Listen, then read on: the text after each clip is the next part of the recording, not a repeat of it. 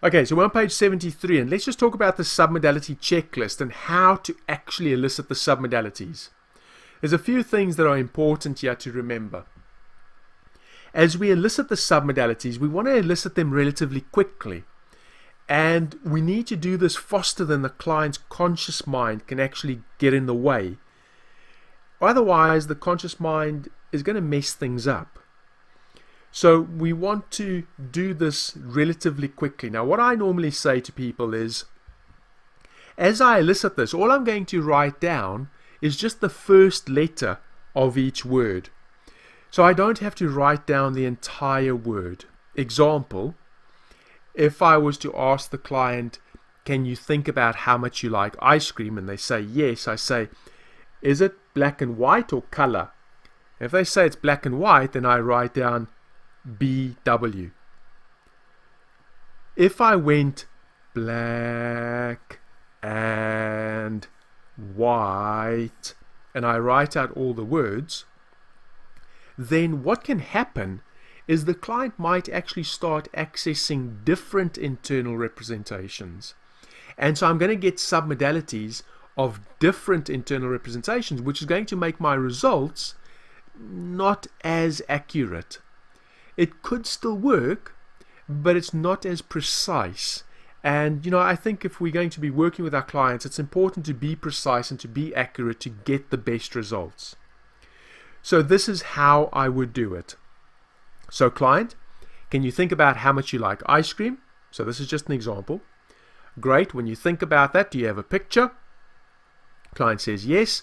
And all I'm going to do is I'm simply going to fill in column number 1. So client, is the picture black and white or color? If the client says color, I'm just going to go C. Is it near or far? If they say near, I'm just going to go N. Is it bright or dim? They say bright, I'm just going to go B. So what's the location? Now location is where is it on your imaginary screen. So imagine you've got this cinema screen in your mind. In fact, why don't you go ahead and just close your eyes for a second. And imagine that you got the cinema screen. So the location will be, is that picture up there in the top left-hand corner? Is it anywhere across the top right? Is it in the middle? Is it to the left, to the right? Is it down to the bottom left, middle, or right? So where's that picture on your screen? And one of the things that's important here is as we elicit these submodalities, in fact, for many of the things that we do in NLP, we always want to notice the analog behavior. So the client might say, oh, it's right over here. And they take their hand and they actually even move their hand sort of arm's length away from them, in front of their face. Well, now they've actually told me the location. I can ask them, what's the size of the picture? And they can say, oh, it's life size, or it's just the size of a cup, or whatever the size might be. Associated or dissociated. Now, associated means they're looking through their own eyes. Dissociated means I see myself in the picture. So let's say the picture is of them eating yogurt. If they are eating the yogurt and they don't see their own body in there, they've just got a bowl in front of them, and they see the bowl. That's associated. Dissociate, as an example, would be where they see themselves in the picture busy eating the yogurt. So that's associated or dissociated. Now, when you work with an everyday client, they're not going to know what associated, dissociated means. So I could just say to the client, are you looking through your own eyes, or do you see yourself in the picture? If they're looking through their own eyes, they're associated. If they see themselves in the picture, they're dissociated. Okay, is the picture focused or defocused? Is the focus changing or steady? Is the picture framed or panoramic? So framed would just be almost like there's a frame around it, if you can imagine a photo that you might have. Or is it panoramic, so that the picture is all around them? Next, is it a movie or a still? So is it a movie or is it just one image? Now you'll notice just underneath movie or still, we've drawn a line. And so once I've got to move your still, I then just ask the question on the left-hand side. Are there any sounds that are important? If the client says yes, then I'm going to elicit the auditory submodalities.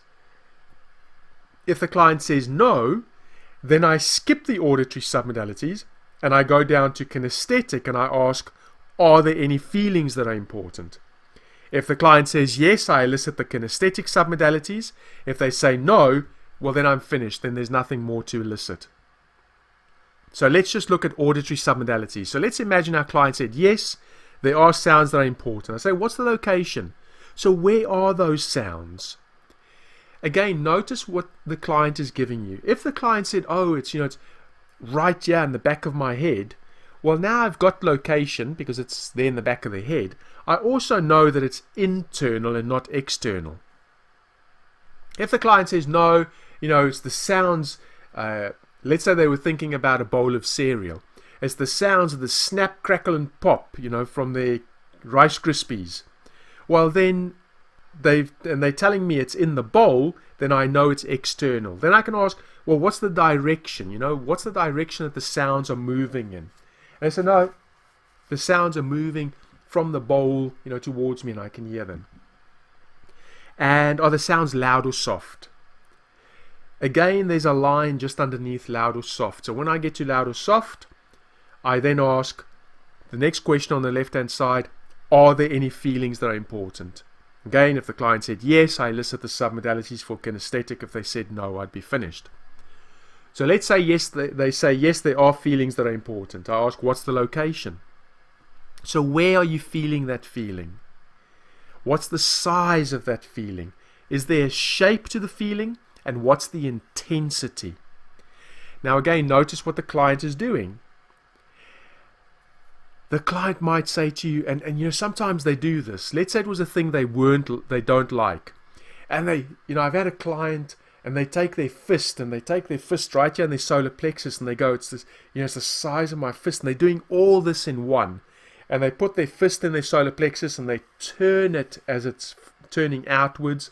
So they've told me the location, they've told me the size, they've told me the shape, and they're almost telling me intensity as well, because they go like this and they say, I get this nauseous feeling, it's this.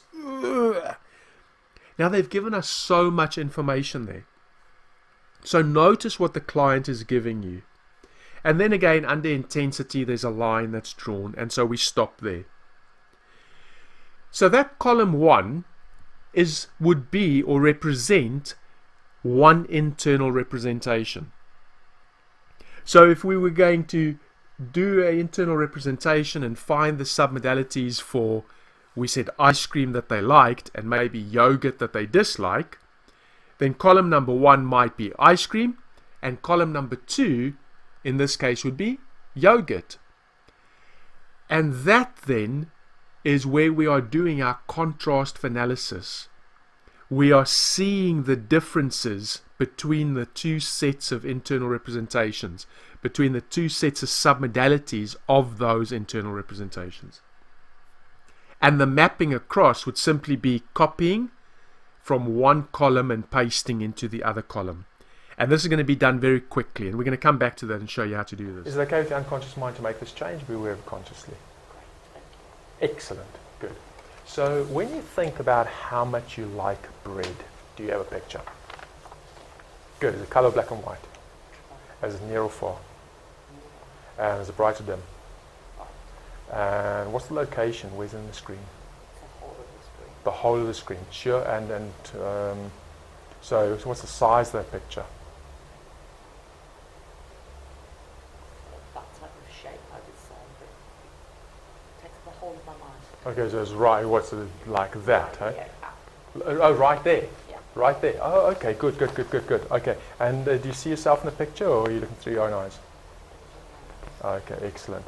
And focused or defocused? As the focus changing or steady? And is it framed or panoramic? It's framed. Okay. Is the movie or still? Tell me any sounds that are important with that. Any feelings that are important with that. Yeah, what's that feeling? What? It's nice. Nice feeling. Tastes nice. Ooh, good. So nice. Yeah, excellent. What's the location of that feeling? Where do you feel that? From my head down to my ear. From your head down to your stomach. Oh, okay. Oh, right. So quite a big feeling then as well. Okay. Is there a shape to that feeling? The shape of the whole loaf of bread. Whole loaf of bread. Excellent. And what's the intensity? What's the tense? Yeah? Yeah. Okay, good. Now I've given you a couple of pages on the submodality checklist so that you can practice with, or so that you can use with your own clients when you go and do these techniques.